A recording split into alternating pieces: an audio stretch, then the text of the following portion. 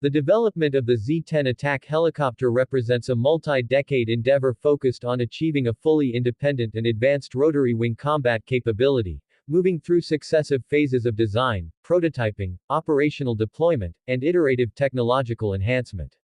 The initial design phase was characterized by a fundamental requirement to create a platform capable of operating effectively across the diverse and challenging geographical terrain, which includes extensive high-altitude plateaus and mountainous regions, necessitating from the outset a robust powerplant and airframe design capable of maintaining performance in low-density atmospheric conditions.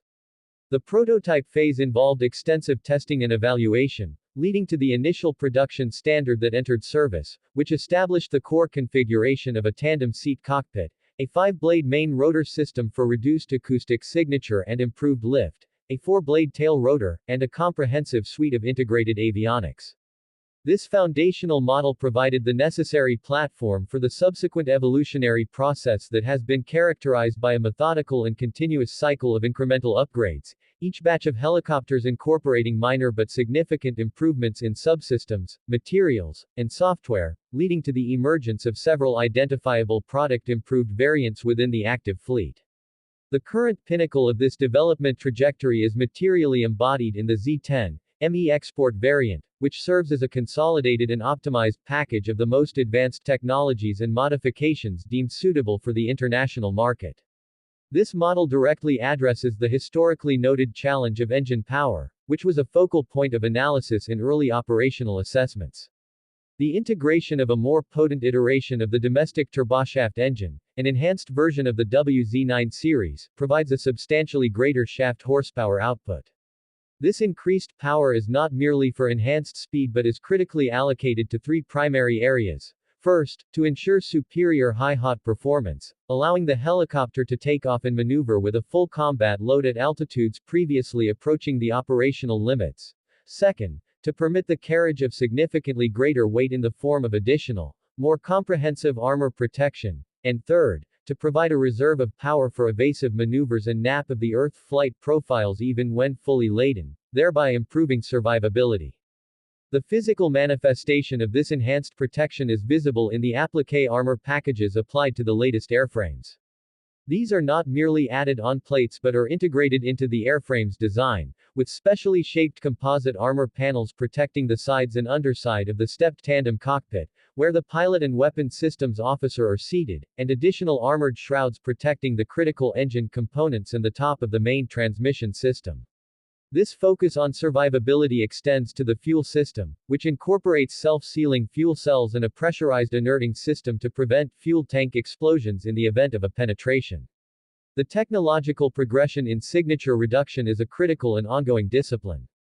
The most visible advancement in this domain on the latest models is the complete redesign of the engine exhaust outlets. These are no longer simple downward or rearward-facing pipes but are engineered as upward-angled, tapered, and shrouded nozzles. This specific geometry serves to vigorously entrain and mix the hot exhaust gases with a large volume of cooler ambient air drawn from around the airframe, a process that drastically lowers the overall temperature of the exhaust plume before it is vented upward and dissipated. This significantly reduces the primary infrared signature, which is the key targeting parameter for the vast majority of man-portable air defense systems. Beyond infrared signature management, efforts are also dedicated to reducing the acoustic and radar cross-signature, through the use of radar-absorbent materials on specific surfaces and the careful shaping of the nose, fuselage, and engine inlets to deflect radar energy. The electronic warfare and defensive aids system represents a highly integrated and automated suite of sensors and countermeasures. This system operates as a centralized, computer-controlled network that continuously monitors the battlespace. It is comprised of several key subsystems: a radar warning receiver system with antennas distributed around the airframe to provide spherical coverage, capable of detecting, identifying, and direction-finding ground-based and aerial radar emissions from fire control and acquisition radars; a laser warning receiver system that detects the specific wavelengths of laser rangefinders and designators targeting the helicopter and can determine the direction of the source; and a missile approach warner, which typically uses ultraviolet or infrared sensors to detect the plume of a launched missile and provides instant cueing to the countermeasures system. The countermeasures dispensers are strategically located on the fuselage and can be programmed to automatically release sequences of chaff and flare cartridges based on the specific threat identified. The Z-10ME's most significant defensive upgrade is the integration of a directed infrared countermeasures system, typically mounted on the upper fuselage. This is an active hard kill system that, when cued by the missile approach warner, slews a turreted laser head to face the incoming threat and projects a precisely modulated, high-intensity infrared laser beam directly into the seeker head of the incoming missile. This laser signal overwhelms and confuses the missile's tracking logic, causing it to break lock and veer off course, providing a last line of defense that is effective against even the latest generation of imaging infrared seekers. The sensor and weapon system integration is a domain of continuous refinement. The primary targeting and surveillance system is the electro-optical, infrared sensor turret, a gyro-stabilized spherical unit mounted above the nose. This unit contains a high-resolution daylight television camera, a third-generation or better mid-wave or long-wave infrared thermal imager that provides clear imagery in total darkness and through light obscurance like smoke or haze, and a eye-safe laser rangefinder. A key capability is the integration of a laser designator, allowing the helicopter to designate targets for its own laser-guided munitions or to illuminate targets for other platforms, such as ground forces or fixed-wing aircraft, acting as a forward air controller in the air role. The latest avionics architecture is based on a dual redundant digital data bus, likely following the MIL, STD, 1553, or a more modern standard like AFDX, which allows for the seamless integration of new sensors and weapons through software updates. The crew interface features multifunction color displays and, critically, an integrated helmet-mounted display and sighting system. This allows either crew member to slave the turret, the cannon, or seeker heads of missiles to their line of sight simply by looking at a target, dramatically reducing engagement times. The armament is characterized by its versatility and modern guidance technologies. The chin-mounted turret houses a single-barrel autocannon, with a clear trend towards a 30 mm caliber for its superior armor penetration and blast effects against fortified positions. The cannon is fully steerable and can be slaved to the pilot's helmet sight. The four underlying hardpoints are stressed to carry heavy loads and are wired for both power and data transfer, allowing for the use of smart munitions.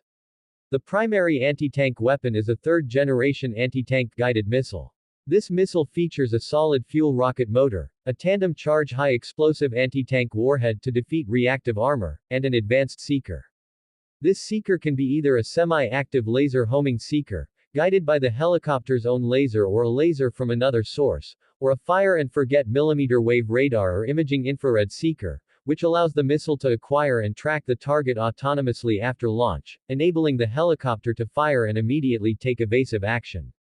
For air-to-air defense, a dedicated lightweight missile is available, featuring an imaging infrared seeker that is highly resistant to countermeasures and a proximity fuse optimized for engaging low-signature aerial targets like unmanned aerial vehicles and other helicopters.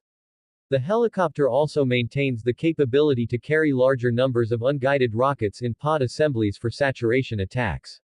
Furthermore, the weapon suite is being expanded to include new classes of smaller, precision-guided glide munitions and loitering munitions, which can be launched at extended ranges and provide the crew with additional tactical options for engaging time-sensitive or heavily defended targets. The doctrinal employment and future development path are intrinsically linked to the concept of network-centric warfare. The Z-10 is being systematically integrated into a broader digital battlefield network. This is facilitated by secure, jam-resistant tactical data links that allow the helicopter to exchange real-time data with other Z-10s, with the Z-19 Scout helicopter, with ground command posts, and with unmanned aerial vehicle constellations. In this role, the helicopter can function as a sensor node, sharing its EO/IR video feed with other units, or as a shooter node, receiving targeting data from a distant UAV that has detected a target over the horizon. This allows for long-range, standoff engagements where the helicopter never enters the enemy's integrated air defense envelope. Future upgrades will inevitably focus on the continued enhancement of the powerplant to close the performance gap with the latest Western designs, the integration of more powerful and sophisticated sensors such as an active electronically scanned array radar for all-weather target detection and terrain following, the incorporation of assisted or automated flight controls and battle management AI to reduce crew workload, and the development and integration of even longer range, more intelligent air-to-ground munitions. The export strategy, centered on the Z-10ME, is a long-term endeavor that involves not only the sale of the platform but the establishment of comprehensive training programs, maintenance infrastructure, and logistical supply chains, positioning it as a strategic defense partnership rather than a simple transactional sale, with the platform's ongoing evolution in service providing a compelling case for its capabilities and future growth potential.